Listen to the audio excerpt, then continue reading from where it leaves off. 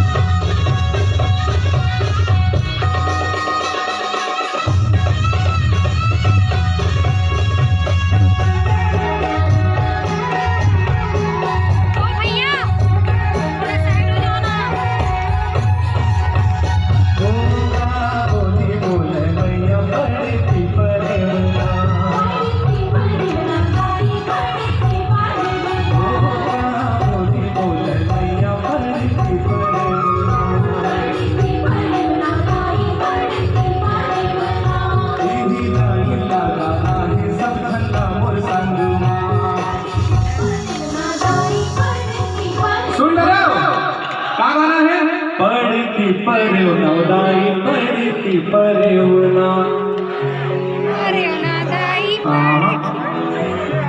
पढ़ी परवनादाई पढ़ी परवना वो डहर वाले वाला जगह आजा ओ का बोली बोले मैया पढ़ी परवना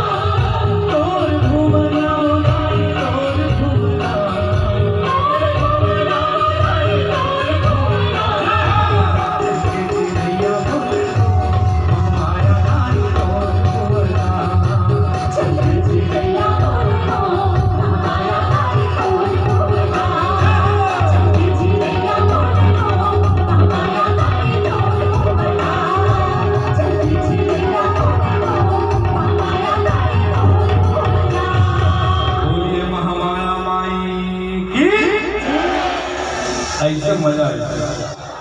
मोहर पहले फिल्म में 2 लाइन सुना